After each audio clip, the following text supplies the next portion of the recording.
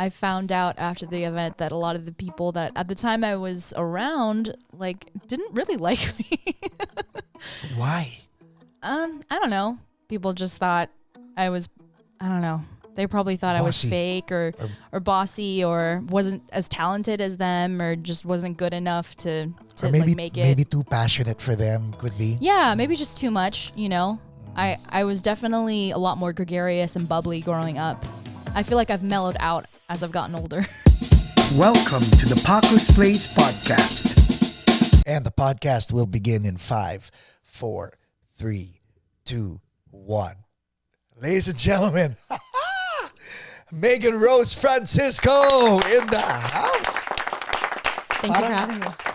At a young age, you started playing the... I remember I picked up the violin and rented it at a nearby music store, but I never got around to playing it because our teacher just never showed up. How did that feel? It felt terrible because my parents paid a monthly fee, like the whole school year, but the teacher never came in, and I felt like, oh, maybe this is just not meant to be. And then instead of giving up, I just decided, okay, well, there's band because that's available to fifth graders, so let me try something else. But the violin, Yes. why the violin? I just think it's so beautiful.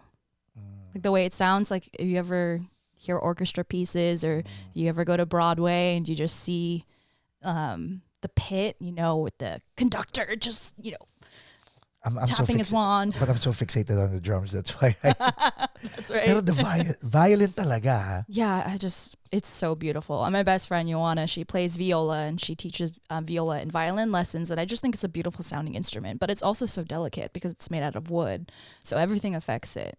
You know, the way you take care of it, the temperature of the room, the moisture, the humidity, you know, just overall, like making it last. You know, it's just like everything. You have to take care of it if you want longevity, right? So after that non-interactive violin stint, what'd you do next? I decided to pick up clarinet in band because I felt like in terms of just the size of the instrument and the sound, I really liked it. How old were you nung time na to? I was in 5th grade. Okay. Gosh, I have to go, I don't know. Was I like 8 or 9? So did you start kindergarten in 4th grade? yeah, wait, kindergarten in 4th grade or 4 years old kindergarten? What? No. I think you're 4 or 5 when you're in 5, kindergarten. yeah. Because I graduated preschool when I was 3. Now you're doing clarinet. At that time, who were you looking up to in terms of music? What musician can you look up to as a clarinet player? That's a good question. Do you think of Gershwin? Yeah. Yeah. I think of just old jazz because my parents, they collected records and CDs and cassettes growing up, VHS, all of that. And I remember listening to a lot of big band music. Or, Okay. you know, understanding like Sarah Vaughan and Dean Martin and John Coltrane and Frank Sinatra, you know, Billie Holiday, all these people. And you just hear a clarinet. And typically the You big really, instruments- sorry. Oh, it's You okay. really hear the clarinet, huh? Because Yeah. now I'm thinking I have to go back and try to listen to the clarinet because my son plays the clarinet. He does. Yeah, and I'm like, Nice. I don't pay attention. You don't pay attention to I just it. go to his Yeah. thing because he's my son. But I'm like, gee. Seriously, no offense, better go. No. That makes sense. Because usually when people think of instruments, they think of saxophone. Or they Yes. think of trumpet. They think of the ones that like You're really make already an there, impact. right? Like, Yeah. Okay. Like, not the recorder, not the clarinet, not the... Yeah. Okay, People just automatically think those things. But I think people were always like trying to play those instruments. Yeah. And I don't know, maybe I was just a little bit of a rebel when I was younger. And I was like, I don't want to be a flute player like all these other girls.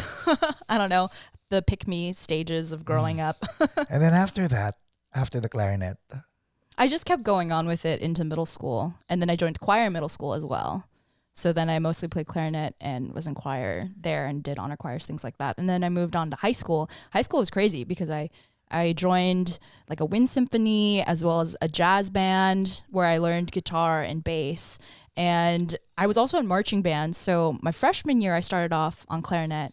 And then my sophomore year, bass clarinet, because they needed low end. And then they didn't have enough people playing the tuba / sousaphone, right? you did So that too? yeah, so junior and senior year, I played sousaphone. And it was crazy because when I would go to band camp, my left trap was just so buff. You know, I was Because of it, yeah. Yeah, because of that. it was wild. Yeah, because for a lot of schools, band camp could be a couple weeks, but in mine, it was only 3 days. So Where'd you go to school? I went to Beckman. Okay. Yeah. Where is that? It's in Irvine. Okay. Oh, yeah. Oh, see. Behind the velvet Yeah. curtain. Okay. So the guitar, the bass. Yeah. Who influenced you to pick up the guitar and the bass? Well, they really needed a jazz guitarist, and I just really wanted to fill in just because, again, I enjoyed listening to jazz in general. But then there was one time where I had a gig where our bass player was missing. We didn't have a bassist. So I just decided to fill in because I felt like, it's just 2 strings short, you know? I think I can try to do this from here and learn some of the fundamentals. But, I mean, learning fundamentals through jazz, I would not recommend that to anyone. You were writing songs at this time also? Or not yet? No, I didn't write songs until I was in community college. Yeah. Okay, jazz is a very, very good. You might say, you might discourage people, but it's a good fundamental if you really want to immerse yourself in music, because you can go anywhere you want to go. Yeah. And then later on simplify that and then just stick to a lane after that. But with regard to jazz, how old were you when you figured out that it was something that you could expand on? As in writing music? Yeah. Oh, wow. Probably 19. Late na rin, no? Yeah, super late. So sometimes you have these virtuosic kids who know right away that they want to do music, and they ask their parents for help. But I didn't really realize it until later in life. I don't know. I was a late bloomer then, just because I thought, like, you're told that you have to go to school. And Who told you that? my family, society. Okay, your family. We talked about that offline. Yeah, we did. Let's get there. Okay. So your family told you have to go to school, get a career, something like that. And what was going through your head? Yes, mom. Yes, dad. Was it? I just felt like I was the type of person that wanted to do a lot of things. So I felt like, okay, ADHD. I like maybe I'm not fully diagnosed, but I definitely feel like I'm on the spectrum somewhere. Yeah, absolutely. Likewise. Yeah? Yeah. Oh, okay. Proudly. I carry it proud. Yeah, tell me about that. No, you tell later. It's basically me talking to you is like me talking to me. Kaya nga, I'm so fascinated. So okay. So your parents told you to do this. Yeah. You wanted to do so many things. Yeah. Let's talk about those so many things in your head, because they were falling in line, but they were trying to get ahead of each other. Yeah. Okay, so what was outside of music, I wanted to do ASB, and then I know that there were a couple of trips growing up. Like when I was in, I think 4th or 5th grade, we did outdoor ed in Arrowhead, and I loved the outdoors and hiking and things like that. So I wanted to do that. And then in 8th grade, there was supposed to be a trip where people went to Washington, D.C. and just discover the Capitol and the White House and just see a lot of these sites. And I was like, oh, wow, there's a lot of political history in this country there. Maybe that's something that I'll want to check out as well. And I was really into traveling because I went to a lot of weddings growing up. A lot of people in my extended family got married, mostly in the East Coast. So I would go on these trips with my parents. Right. And we'd go to Pennsylvania, we'd go to New York, New Jersey. And I was like, wow, there's so much in this world, in this country, that there's left to see, and I want to see all of it, so I got the travel bug really early, and then that continued on later in life when I was able to do it by myself, and that was really exciting. So you still pursued traveling, no? Oh, I love it. Okay, Yeah. so there's traveling, then you also run a dog camp. Yeah, I do. That was so random too. Explain that. Oh gosh. Okay. Let's see. Timeline. So I walked my university graduation in 2019. Okay. Which was crazy because I remember I went to New Zealand that January, and then I was technically 6 units away from graduating with my computer engineering degree. But I didn't fully complete it yet because I was a couple units short because we went from quarters to semesters, and that was wild. So I ended up walking, and I was like, I'm just gonna take a break. Just like that. Yeah, I'm just 6 units, I'm kind of done with 6 school. units short. Yeah, I was so close, and it was hard for me to finish because I went to polytechnic school, so all of my lectures had labs associated with it. Right. And I was just so tired because my entire existence was working and going to school and not really socializing or not really having a life of my own. And then I decided to explore being an artist and putting that full time. And I did that after I moved back home. Home meaning? I lived in Pomona for school, and then I went back home. So you went to Poly? Yeah. Okay, that's where my son goes now. Oh, great. Poly, high school. Oh, nice. So I go there every day. Anyway.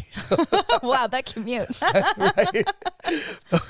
Okay, so from there, you went back home, meaning back home to OC. Yeah, back to OC. And then said, you know what, time out, I'm going to do my thing. Yeah. Before we proceed, how easy was it for you to make a decision? Because sometimes it's there's always that pent up, want to do this. Yeah. But when it comes decision time, it's like, okay, maybe tomorrow. But how'd you get to that decision and how'd you back it up? It's kind of like itching a scratch. Like you feel this urge inside of you that it's like, oh man, I'm getting really anxious. I am like tapping my feet on the floor. Yep. You know, I'm looking around. I'm getting ready for this moment. And I felt like that already. I was just like, I don't want to live this version of my life right now, and I want to explore this, you know, which was being a musician and putting events together and being a part of multiple communities in Orange County, and then eventually that branched out to LA. And it's just wild because, excuse me, I learned so much through that experience. But before we get to the experience, let's Sure. get to the decision because that's your turning point there. Yeah. So how was that? Let's go macro on that one. Okay. School, dorm. Not a dorm. Not dorm. I totally lived out the plot of New Girl. Have you seen that show? Yeah. Yeah. Yeah. Oh, okay. I went on Craigslist. Random people. Yeah. Okay. Yeah, exactly. They're like, okay, you have a key to your room. It's really close to campus. You're going to live with a bunch of other people. And then I went to interview, and there's these two gentlemen who were talking to me just to feel out the vibe, just to see if they wanted to have me. And they were going through multiple people, and they decided to pick me. Okay. And that was great. So there's that, right? Mm-hmm. You're about to make a decision, Right. looking at your current life, Right. thinking about what you can do and what's on the other side. Mm-hmm. What gave you that final push? To be honest with you, when I moved back to Orange County, when I was moving all of my furniture from that one house in Pomona into Orange, I realized, oh gosh, both of my lives literally physically cannot fit in one room. And I saw that as an extended metaphor for my life. Like, I don't think I can honestly pursue like being an engineer and like traveling and like doing all these other things like right now on top of being an artist. I just really wanted to put all my eggs in one basket. So that was an honest moment, pala. Yeah. Yeah. Yeah, moving back in, it was crazy because I realized it just nothing fit together. So I had to get rid of a lot of stuff, and I felt like in terms of my occupation, like that was also something that I thought about getting rid of. How old were you? At the time, I was, let's see, that was 2019, so I was 24. Okay, so you're 24, moved back home, home meaning with mom and dad. Yeah, and my kuya. And your kuya, what did they say, all three of them? My brother was really excited and the most supportive of me because my brother also is really passionate about Filipino martial arts and Comic Cons, and he worked in the film industry for a long time leading up to COVID. So yeah, he was all for it. My parents, not so much. Why? Because especially my dad was just always talking about, you need to finish school. Like, what are you going to do with your life? As if music was not a viable option, which is crazy because my parents always supported me growing up. They always went to my shows, you know? So I just felt like, you know, later in life, I didn't feel that same level of encouragement or support. Yeah. And I didn't understand why that was the case. Has that been solved? Do you now understand it? No. I mean, my dad recently told me that he's rooting for me. Like, he can't wait till I like make it, quote unquote, or like play all these big stages. Like he's fully on board with that now, which is great. But I think it took him like getting a degree and like getting a stable job for him to get to that point, because I love my dad. He always talks about money though. Yeah. So he just wants me to be secure. I think Only girl, no? Yeah. Yeah, maybe also, that's like, yeah. I'm his daddy's little girl. Yeah. So that makes a lot of sense, right? Kumbaga, from a father's perspective, because I have a little daughter, right? Yeah. My thing is finish it so that no one can push you around. In my head, I'm like, finish something and then do whatever you want. Exactly. Something like that. Yeah.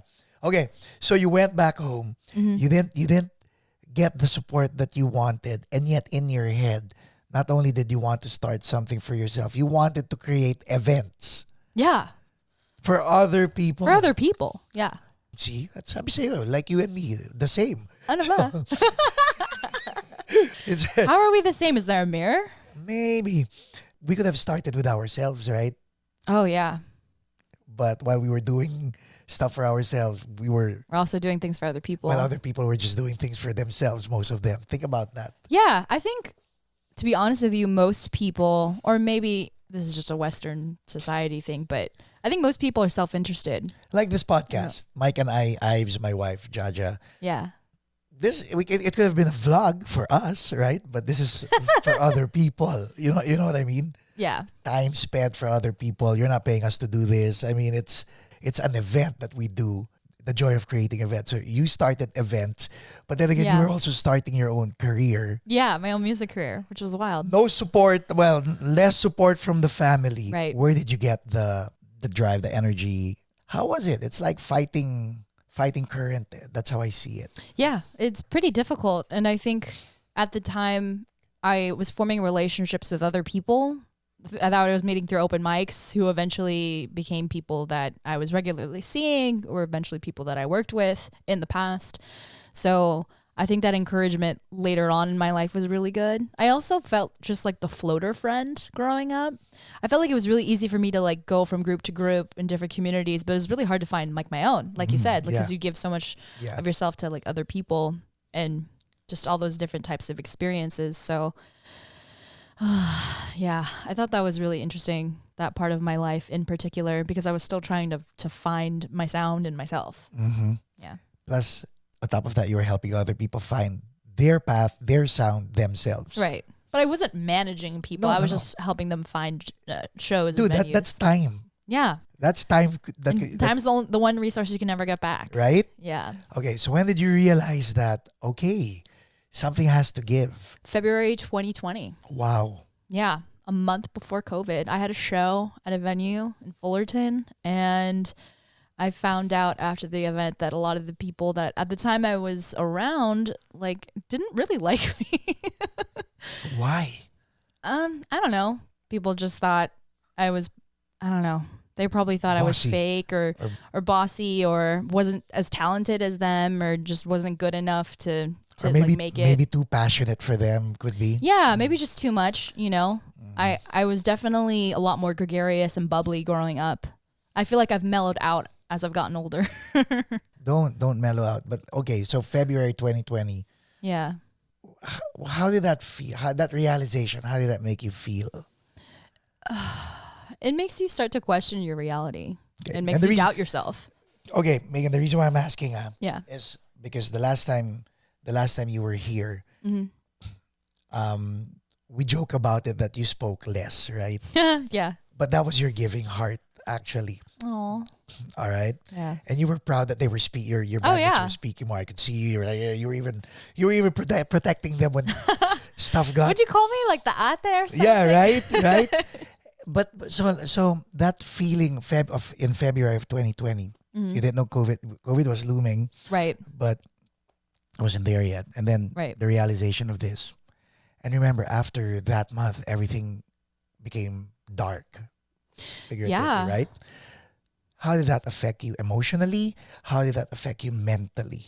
Oh, I was wrecked because essentially my course of action at the time was to discover why people thought that about me. So instead of getting upset or blowing up or posting on social media or whatever, I just directly messaged each person that was in my life and just opened the floor to them. So usually, like, let's say if I called you, right, if you were one of those people, I would say, "Hi, it's Megan. I just want to talk to you and see if I possibly said or did anything that rubbed you the wrong way. And, just feel free to tell it. I won't try to defend myself or anything like that. And it was wild because I got a variety of different responses. Some people like told me all their grievances with me. Some people said that they didn't know what they were talking about. I could tell some people lied to me because certain people told me that certain individuals were saying some things, and I was just trying to re-verify if they would tell me to my face, and not the case. And then there's some people that just felt like sorry for me. So I don't know. At that time, I definitely don't recommend it for people who are sensitive or don't have thick skin, you know, because like, let's say online, let's say if people like internet trolls, they just want to say some shit, right, about you or whatever. They don't know you, you know, you don't really care about their opinion. You're not invested in that kind of relationship. But when you spend a lot of time and energy with people and then you realize that like they actually don't appreciate you, it's just like, it feels like a betrayal. Oh yeah. You know, so my heart sank, and then COVID happened, and then we had to stay at home, and I was just like a shut-in, which is so weird because I remember I was going out multiple nights a week to go to these shows and just to be out with community and just have my face be shown to different places so that people would recognize me.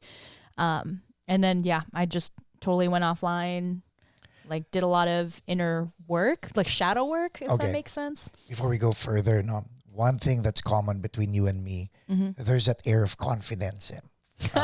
Whether it's an illusion or not, we have that already. Yeah, people say that's a Sagittarius thing. No, I'm a Cancer Leo, but then again, it's more of like, I think it's more of like just the personality type. Oh, sure. Right? Yeah. But when that betrayal happened, when that realization happened, how were you able to self-soothe? How were you able to move on, take the next first step? Because all of a sudden, everything you knew became an unknown eh. Diba? When you say betrayal, parang, shoot, where was I? What was I doing? Yeah. Not naman, what was I doing, but who are these people, or who am I, right? Those are the questions that you have. How did you have an existential crisis? Yes, how did you deal with that existential crisis? Because I'm pretty sure people watching, there are people in the audience watching, and they're going through what you and I probably went through, but you in particular, how'd you deal with it? Well, I had to ask myself, are the things that are people saying about you, are they true?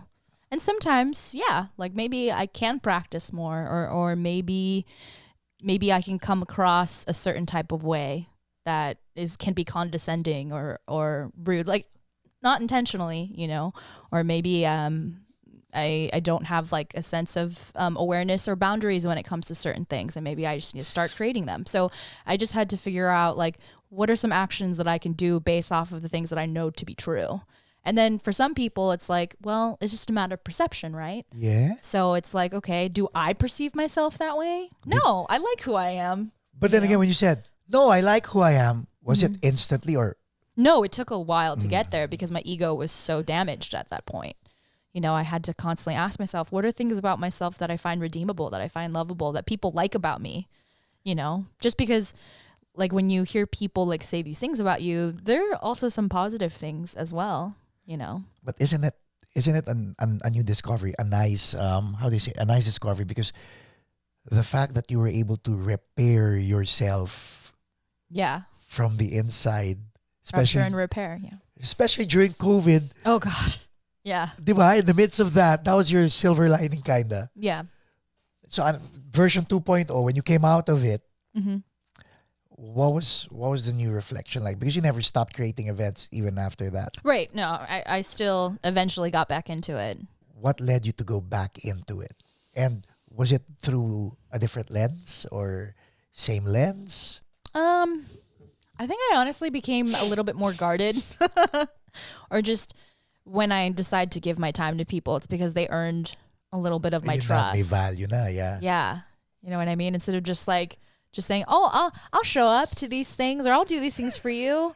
I'll just be like, okay, hold on. Teka muna, ha? Let me see like what this is about, you know, and go from there. Because I feel like the strongest situations or the strongest relationships I've had with people are people that I felt very neutrally about. And slowly over time, like we get to know each other whether it's like we meet at, at some event, or we talk on the phone a couple of times. And then it's through traveling together. It's through like going through birthdays and holidays, or just going through like a really tough situation with someone. I feel like you can really get to understand who they are, or just to see like the different contexts of who they are. Like, what are they like around their family or their significant other, or what are they like with work? How do they talk about people? What are they passionate about? What are the things that they do in their free time? What are the things that they look up on the internet? Like, what is their behavior like online? Do they like reach out to other people like who are related to you? In some aspect? Do they only talk to you when they need help? There's so many different ways that people reveal themselves to you over time. Yeah. And then naging aware ka na. Yeah. Yeah, I think so. But that's still something that I'm always working on, becoming more aware. Oh, sige. What's your default? Your default is you still want to help everybody, no? You're just trying to. I like being the glue. Yeah. I like being the point of contact, being like, this person met this person and now the situation has happened, and it's because I introduced them. I like that. That's your bragging rights. Eh? Yeah, exactly. Unfortunately, sometimes it's you that does all the bragging, because most of the people will forget that it was you who actually connected people to each other. It Maybe. happens, yeah. When did you start focusing on yourself, like the music? When did you start bringing in people? And when did you realize that these are not the people I need? I have to find the people that I want for my project. So that's a boatload of questions. Yeah, because I remember I put out music under my full name 2019, 2020, and that's when I found a lot of people in my communities, but I realized that it was very transactional. And then I put out like another album called Reflection, or EP, with someone who was very close to a former friend that I was really close to. And then I realized, okay, let me just take a break, pull back for a little bit. I didn't start performing again until February 2022. 2023 actually. February also, 3 years. Yeah, February is the month that a lot of things have changed for me. So in February 2023, I did a showcase where I did comedy, I did poetry, I did dance, and then I did a full musical comedy? set. Yeah, I started with a 5-minute set, and it was the hardest thing that entire You night. wrote it? I wrote it fully, and I got some help from some of the people I mentor, like other comedians. Okay. Yeah, and so it was really poetry, original also? Yeah, everything was original. So you spoken words, did you back it up with an acoustic guitar or backing tracks, or just... No, it was just me speaking. Just because I see a lot of poets in the community, and sometimes they read from their phone or a notebook or stuff like that. But you got it all memorized? At the time, I did. Wow. And I was really proud of myself. Okay, so comedy, poetry, what was it? Dance. Dance? Yeah, I did like a swing dance number for that show. And then I did music. And I felt like after that moment, that's when I was starting to find the people that I really wanted to work with. One by one. Okay. Why'd you do shotgun? Why'd you do all these why'd you do a quadrant of art? I wanted to see if I could do it. Okay. Just because, yeah, I want to do music, but there's so many different avenues of art that I also want to go in. And that's kind of the thing that I'm trying to focus on this year for myself. Well, because I want to write a play. Ang dami na, ha? Yeah. I know, right? I'm all over the place. Okay, go. You want to write a play? Okay, this is interesting.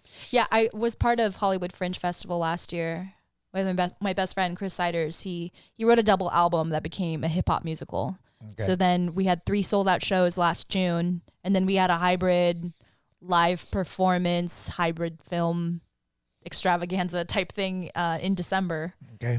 So watching him do it from start to finish definitely inspired me. And that's part of the reason why I like being around creatives. It's because, oh my gosh, there's just, it's incredible what people are able to do if they just believe in themselves, So I want to write a play, and then actually because Do you know what you want to write about? Yeah, I do. You want to share? Sure. I don't want to give too much away, but essentially what I'm thinking is I'll be writing the play with one of my castmates from the musical, where we want to talk about a bunch of different stories from different people from different cultures and generations who all work in different industries. So like the food industry or the hotel industry, or they're entertainers and actors, or they're politicians, or they're just from different, realms of life. And they're all just put in one room and they all have to talk to each other, and they're all fighting because they're all different. So and then eventually I got you. Yeah, you nice. realize that they're worth so much more than what they work or what they do. Yeah. They're not defined by their job. Just because I feel like there's so many places in the world that believe in the hustle and like, you are what you do. Like, the question, what do you do? Like, I think a lot of people have a lot of feelings about that. How about you? Do you have feelings about that when they, because you graduated computer engineering, you're a musician, Right. you're a poet, you've done stand-up, you can dance swing, you're doing a playwright. If I ask you, what do you do? Give me one word answer. One word. Hindi ko alam kasi marami pa. I don't know, I would just Wala say pa tayo sa Poppy Camp, ha? multi-hyphenate, Renaissance woman. 2 words yun, ano ka ba? 1 word lang. Doer. That's a safe answer. Doesn't What do you count. want me to say? Pick one of your, I told you, nakapila. They're all falling in line in your head. One has to come out one by one. What would come out? The I would poet, say- the artist, the musician, the singer. No, I would say adventurer. I There you live go, there life you to go, go on there you go. adventures, and There you it can go. look all these different ways. I know. Adventurer. Yeah. Dora. The explorer. Dora the explorer. You know what's funny is that my last name's Francisco, right? Right. So sometimes people compare me to Carmen Sandiego. Oh nga, no, it rhymes. You know what I mean? Oh my God. Okay. So, arts, Yeah. computer science, Uh-huh. dogs. Yeah. Where the Oh, heck yeah. did New Zealand? I think I was supposed to answer that question. Yeah, I'm but so let's go back. sorry. No, that's fine. Where- Dogs, right? Yeah. Okay. So again, February. Oh my gosh. New Zealand yun? Hindi. Hindi. New Zealand was January of Okay. 2019. No, dog camp. I started working for my boss, Victoria, in February 2021. Oh my God. And at the time, I was just doing music, and I really needed a job. I needed some sort of income, and she fired her last assistant. And How'd you meet her? my best friends worked at the dog camp with her. Oh, okay. So then they decided to bring me along, and we got to meet and got to work with each other at her place in LA. And then she eventually moved up to Lake Tahoe because that's where the camp is based. But we got along really well. Did you even like dogs? Oh, I love dogs. You have a dog? No. I wish I had your dogs. Oh, yeah. I'll give you one. I'll give her one if a puppy comes. Yeah. I love dogs. I wish I could have my own, but there's just such a huge responsibility. They are. You know, it's Okay, good. essentially Okay, having a kid. so no dogs. You love dogs. I love dogs. Now it's about to get real because you're gonna be part of a dog camp. Yeah. How did that work for you? It felt really good. Right away? Yeah. Because I'm actually very type A when it comes to organizing things. Okay. Like having logistics, spreadsheets, Oh, Lord. all of that. And Itinerary when you travel. turning everything online. Oh, honestly, when it comes to traveling, it's a little bit different Well, because spontaneous na. Spontaneous. I'm a lot more spontaneous when it comes to traveling. Yeah. Itong dalawa, like si Ives at saka si Mike, oh my God, I don't want to travel with them. Bakit? Hindi ka pa umalis, you know where you're going already. Parang, Talaga. Di ba? Oh, spontaneous? Ah, okay. My kind of gal. Oh, Yeah. like my wife. Oh my God. Mike. The people I go When out it comes to work, I'm very detail oriented. Yeah. Yeah. But when it comes for pleasure, no. like even before we did the podcast, I was on the phone making sure the songs were done right. That's what I was doing. I heard. Yeah. So We're okay. talking about the hi hat or Yeah, something. yeah. Okay. So you did this whole dog camp. This whole dog camp. Yeah, because originally there was only one a year. How long? When it first So you went to started. Tahoe. You went up the mountains. I went up to the mountains eventually, yeah. And then like the year I started in February 2021, because there's two. There's usually one in June and September. Yeah. So that was the first year where I came in that we had two instead of one camp. So there was a lot of organizing because people, they want to stay at the camp or they want to stay at the hotel or offsite, and then they have to worry about their travel expenses, and then we have to worry about our inventory and like all the things that we're giving them, and coordinating schedules with the instructors there who are going to teach them all these classes on how to bond with your dog. That was your job. That was my job. Yeah. Wow. It's just a lot of coordinating with a lot of different people. And if I can say that I'm good at anything, it's bringing people together. Yeah. Okay, so how long did you do that gig? Do you still do that I'm gig still now? doing it. June and September is when you do it. Yeah. So you're doing it in June. Yeah, so I work in IT at a credit union as my day job, and then I do this on the side. Yeah. Is it a weekend? It's a whole week. A whole week. And usually I'm so there. you're gone for a whole week. More, because I usually have to be there a week before. Does the credit union know about? I usually don't tell my other job that I am doing side work because it's remote. Oh, they're not. I mean, So who it's like, knows? it They doesn't might not be watching this anyway. Okay. Yeah. So, see, there's that. I have a lot of interests, as you can see. I can tell. I'm interested in a lot of your interest. Okay. So now, you're doing that. You should come to dog camp. I should. Yeah. Oh, you know, I'd invite them. Na nga. How much is it? It depends. I think the cheapest package is around 2,000. What comes with 2,000? Is the dog included? Okay. No. The accommodations, all the food. That's for a week, right? Yeah. All of the classes with the instructors. Wait, hold on. I'm getting confused. Sure. 2,000 accommodation of the human or the dog? Both. Oh, nice. Akala ko, sa dog pa lang yun. Hindi. Up to 3 dogs. Oh, wow. One human, 3 One dogs. human, 3 dogs. So What? there are so many times where you could bring red, white, and blue. And if you Jaja want. can bring freedom, right? So that would be a nice vacation pala, no? Absolutely. And Lake Tahoe, it's so beautiful. How about 1 dog, 3 humans? Can we do that for 2,000? Well, it's 2,000 per person. That's where it gets you. But it comes with the accommodations, all the food, all the instructors' time for all the classes that they take.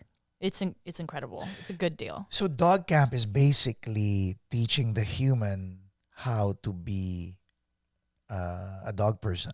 Yeah, pretty And- much. So you get to go kayaking or paddleboarding with your dog. You can go on hikes with your dog. You can learn how to do leash reactivity or recall or nutrition for your dog. You know, there's so many different ways that you can have a better relationship with your dog. It's crazy. What's the camp called? Wild Blue Dogs. Okay, we'll put that in the link, so that Yeah. you guys can visit and you guys would know where to go. Yeah. So you do that. Mm-hmm. Have you performed? Yeah. So usually on Fridays, my boss Victoria, she'll bring in this guy Mark, who is a local in Lake Tahoe, so he can go around the campfire and start playing some songs from the 70s and the And 80s. you sing. And then I'll sing.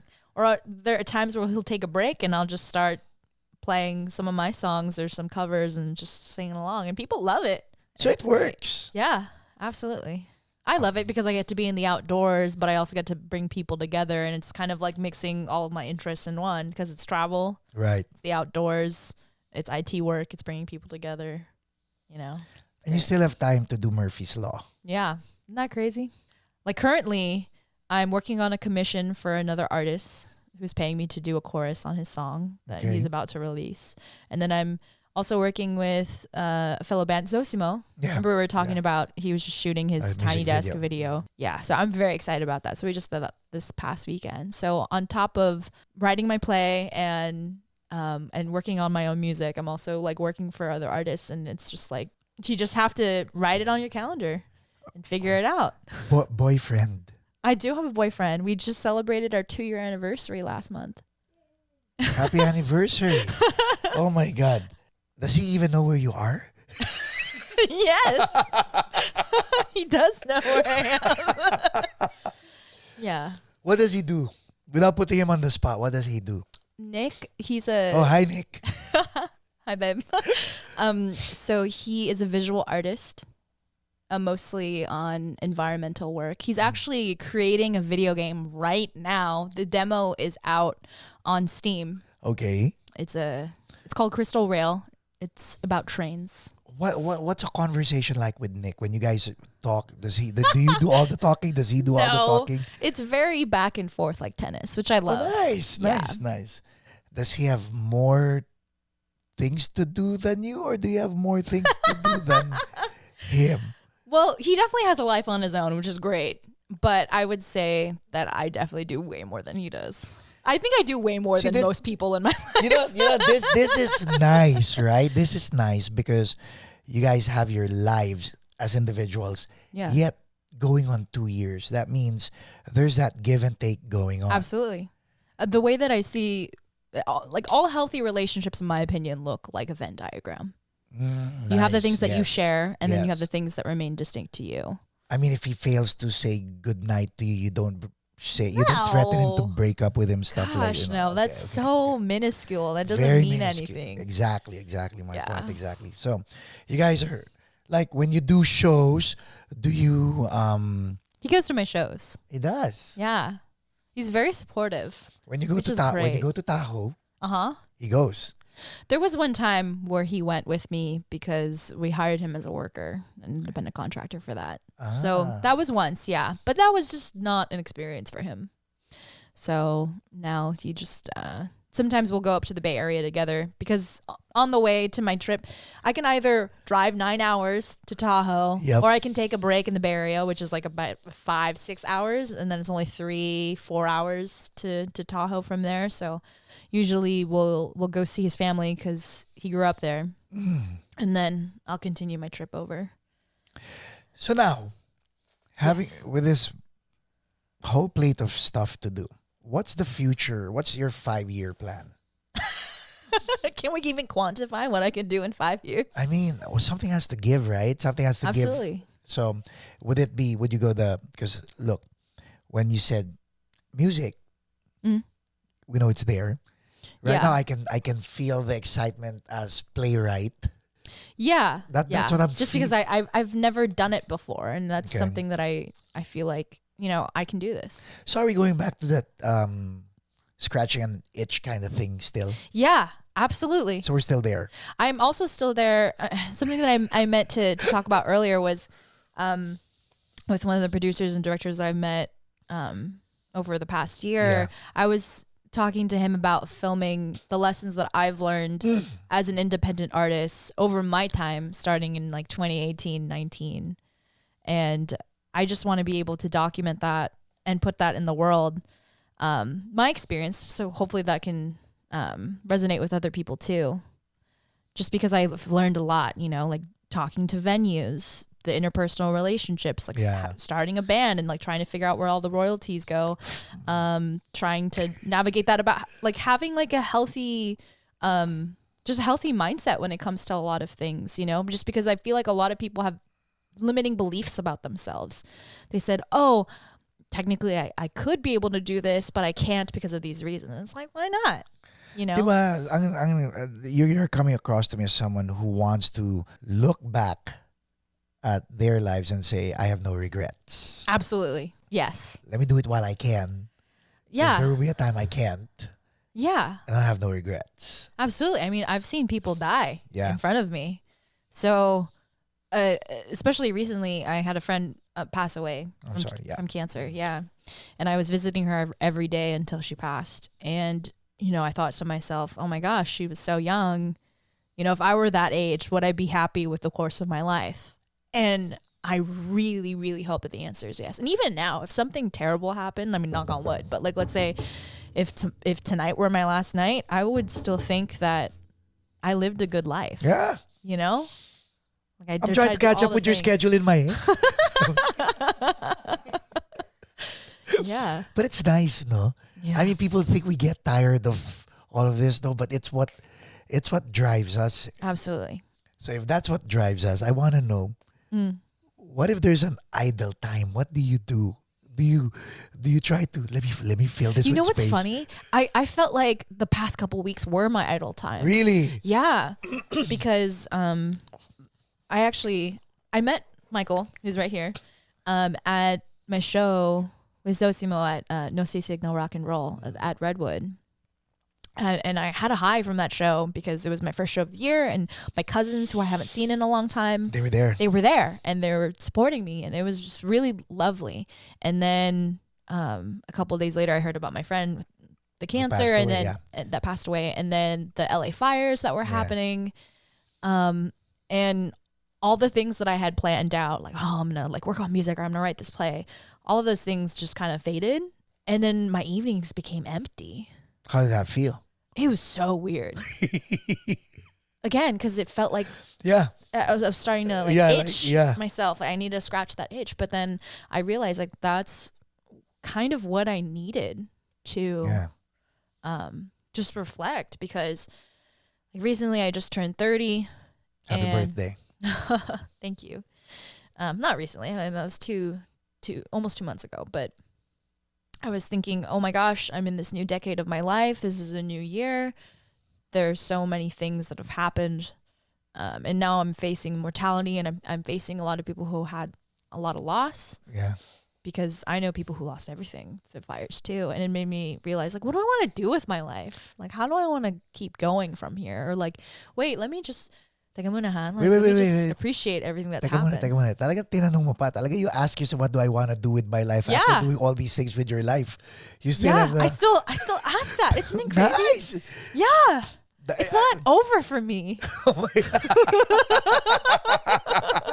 I feel like I'm a balloon about to burst. You know what I mean? Like, I think I'm an acquired taste for some people, because there's so many things that I want to do. I can honestly say I like you. Like, I like talking to you. You know? I'm glad that we can have this conversation, because I'm not gonna lie, that first night I kind of didn't know what to think of you at the time. Which is good. I felt I was like, for me personally, I'm only speaking for myself, I was very challenged by you. Good. Because I felt like you were putting me on the spot for things that I didn't prepare an answer for. Yes. You know what I mean? Kahit naman now, but look at you. You're more relaxed. I mean, Yeah. Well, even now. I had like a feeling like, okay, I kind of know what to expect. Whatever. Yeah, and like, let me just, ready or not, you know, it's gonna happen. Diba? So we're still talking about, it's still spontaneous, but then again, like what you said, you come from neutral, and then everything just grows and grows and grows. We didn't come from, hey, it's like, let's feel each other out. 5-year plan. So what's your plan? Yeah. Oh God. I eventually want to move out and live alone. Because I feel like I'm the type of person, I have so many different relationships with different people based on like people I'm in a band with, people I met while I was in school, people I met where I was in certain jobs, different family members, or people that I randomly met who like I still have along with. Like I had this one friend who, Mark, he'll just constantly text me life updates of like the different places he's going to, just to like keep me updated. And do you reply? With him. Yeah, absolutely. Okay. And I tell him some of the things that I go through too. And it's hard to keep up with sometimes. Playwright. That's you're gonna pursue that big time. Yeah. Until I have a finished script. Are you gonna put your songs in it? Is it gonna be more of like a musical, or more of like puro talk? What's it gonna be? I don't know. I'm still figuring it out, especially because I plan on co-writing it with another person. Are you gonna be in it? Yeah, I do plan on being in it, and I think I'm really proud of allowing someone else to be the co-pilot with me, because I'm so used to, like you said, like with your music. With my music, usually I'm the person who's like in charge of everything, and you said. I really wish this was part of the podcast last time, but you said that my enemy is burnout. Yeah. And it is. It is. You know? So the fact that I can trust someone to be like, hey. The fact that you are going to try to trust someone. Yeah. Because so many people have disappointed me and let me down in so many ways, you know, where I put my faith in them and they just crushed it. You know? So eventually, you know, you have to heal that pain. True. And just have opportunities where you open up and just allow yourself to trust people again, which is really hard to do. You know, Especially after feeling betrayed. oh yeah, absolutely. But anyway, 5-year plan. Oh, Yeah, go. eventually I want to move out by myself, just because again, like I get overwhelmed with people sometimes, and I just kind of need a place to retreat. I have a lot of sensory overload when I'm in certain situations or places, so sometimes I just need to take a step back. COVID definitely taught me that I need more recharging time, for sure. So yeah, that I'm almost done paying off all of my consumer debt, Wow, which congratulations. is great. So in a couple months it'll all be gone. But on top of that, I have student Student loans. loans. So the plan is within 5 years, all my student loans are gone as well. Settling down. No, I just don't see myself settling down within 5 years. I don't think it's gonna happen. Is this a conversation that Nick doesn't know about, or is this? No, we talk about it Okay. very often. Okay. We were talking about marriage and kids like literally a couple hours before this. And how'd that go? It was really interesting because I like your reaction, because we were talking about co-parenting, or I think the example was he was talking about like Ryan Reynolds and Blake Lively, and how apparently they have a situation where, like, let's say if Ryan's working on a movie, Blake will take time off Yeah. and, you know, be with the family, and vice versa. And he asked me what I thought about that. Or we talked about homeschooling and you know, the benefits or disadvantages from that. So yeah, we have very open conversations about a lot of things. Wait. So you talked about it. Finish the conversation. So how did you feel about the conversation? I felt good because we were on the same page about Okay. like co-parenting and things like How that. about the Ryan Reynolds thing? Are you down with that? Like, if he is working on the project, you're gonna take time off, and if you're working on a project, he's gonna take time off. I mean, yeah, I think we can talk through literally anything. So I have a lot of faith in our relationship that we'll be able to figure it But out. that's not within the next 5 years. I don't think so. I don't, because I know he told me at some point in our relationship that if we're still together 5 years from now, that he'll ask me to marry him, and that the expectation of that with getting married is to have children, Right. you know? And I remember at first I was like, oh, that is because I never grew up wanting to get married or to have kids. It never crossed your mind, or you just said, No, it's not that I'm not gonna do it. It's not that it never crossed my mind. It was just like, I think I'm a little bit too ambitious of a person to want to settle down on to have kids. But you know, it's funny. I went to the dentist today, and for some reason, you know, all these Filipinos, they always want to say like, oh, you're 30, like you should get married, you know, you should think about having kids. And this woman was like, you know, I'm old now, and I really wish Oh my God. that I had children, or I had a husband. And I'm like, well, you can have one right now if you want to, or you can adopt kids now. Like, what's stopping you, you know? And I think if I were able to have a lot of life experiences where I felt like I'm done, I'm ready to for the next chapter, then I'd be willing to do that. For me, it's just like, am I going to get there in 5 years? Because, like, for example, one of my favorite actresses, Rachel McAdams, Super crush. yeah, oh, she's amazing. My God. But she was 39 when she had her first kid. Yes. She said, you know, I did all the things I wanted to do. I'm ready to devote my life to not just me, Yeah. you know? And I admire that mindset, and I want to get to that mindset eventually, but I just don't know if it's in the cards. But I also know some women who are going through IVF or are really considering their fertility right now. I have a friend who's about to get married who really wants to start having a family because she's in her mid 30s, and my mom had me when she was 37. Oh. So, I mean, I think I still have some time to You have figure it time. out. Yeah. Because maybe I'm definitely more inclined to want pets first, and to just why are you shaking your head? Have pets after. Bakit? Para at least, di ba, yung may time ka talaga to work on your family. Like, my son has 2 cats, and I'm like, I'm never having grandkids. I'm like, wait, how did that conclusion come up? I don't know. I think people with pets think they have kids, and so they end Yeah. up focusing on the pets. Yeah, And not they're fur babies. Yes. Yeah. Like look at them. They have Bebony. Shout out Bebony. That's their cat. Now they have a cat. The kids are grown up. Now they're enjoying their cat. That's great. They take their cat for a walk. I'm like, who does that? Does the cat have a leash? Yes, I don't know. That's No leash. amazing. No leash. No leash. No. But you still go on walks? What? Yes, a stroller. Oh my goodness. They actually amazing. turned down a dog because one puppy, right? One puppy was for them. They're like, we'll pass on the puppy. Oh my goodness. Because they have a cat. They got a cat. No, the cat got them. Yeah. We're talking about Ives and Mike. Oh, that's great. We're behind the camera, Yeah. guys. Yeah, they were picked. But yeah, that's my thing. So, yeah, do your thing. Yeah, I want to do my thing and then see how much I can accomplish. And, you know, if my biological clock ticks or whatever, then, you know, I'll cross that bridge when I get there. Like what But you as said. of right now, like, No regrets, di ba? yeah, no regrets. Just, again, when I was younger, I was like, I'm never going to settle down or have children. And then, I don't know, over time, like, I've been open to have my mind be changed or like, what is this?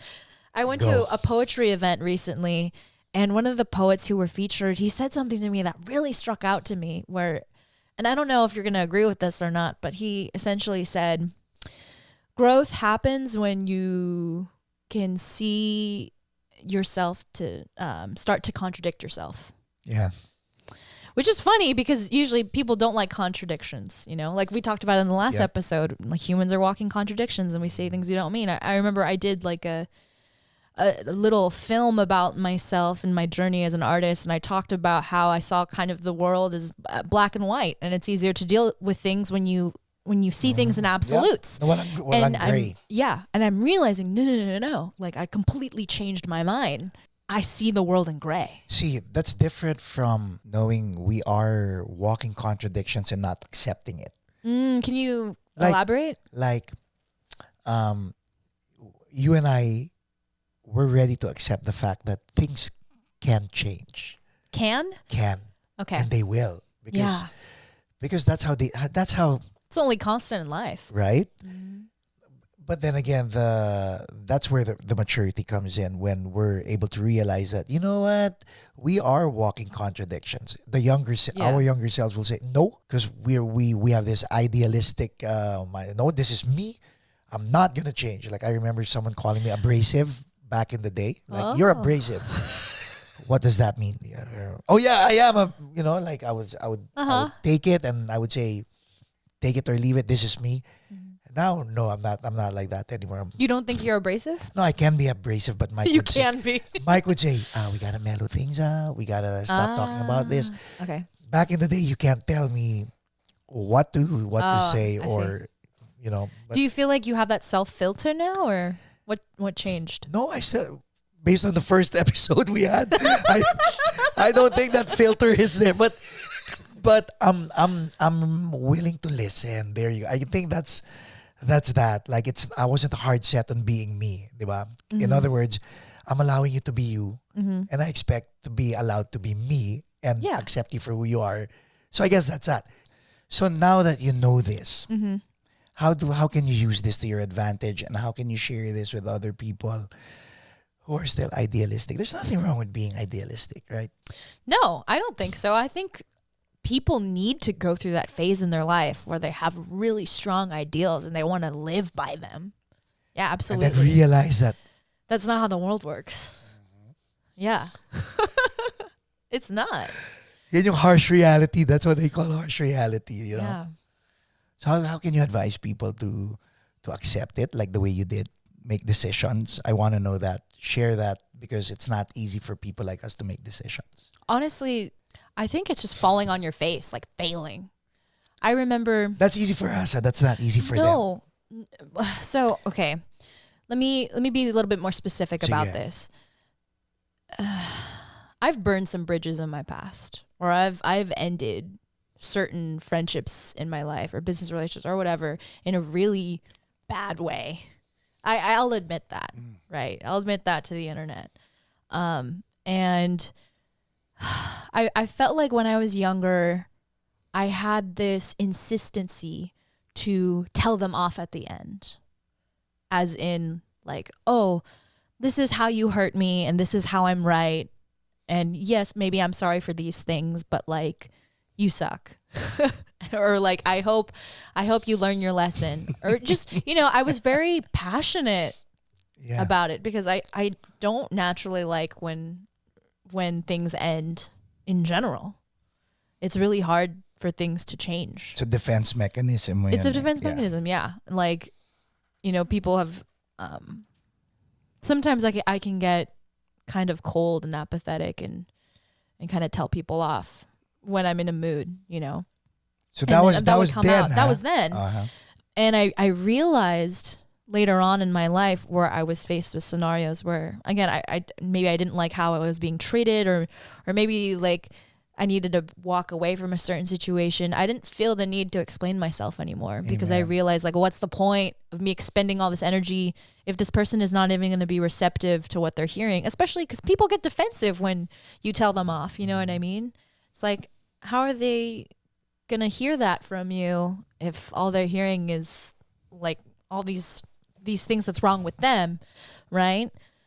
So yeah, I've definitely allowed myself to just kind of walk away from that, or just redirect that energy towards something that's more productive for my life, that could benefit my life and the people that I care about around me the most.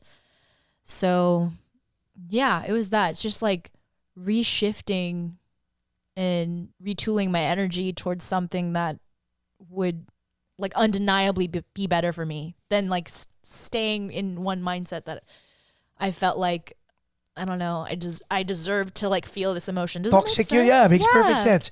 Where you are now is zen. Talagang may peace Yeah. where you are now. With the way, like, you know what? Fine. You do you. You talk about me the way you want to talk about me. Yeah. Like, that's your narrative. I'm the villain of your story. Yeah. Okay. Can't change that. Yeah. Don't need to explain anything. Yeah, exactly. And people are so quick to judge each other. Yeah. Especially when they don't understand the nuances of whatever's going on in the situation. But, I've learned to realize, like, oh, that's okay. Like, I don't need to have to explain myself.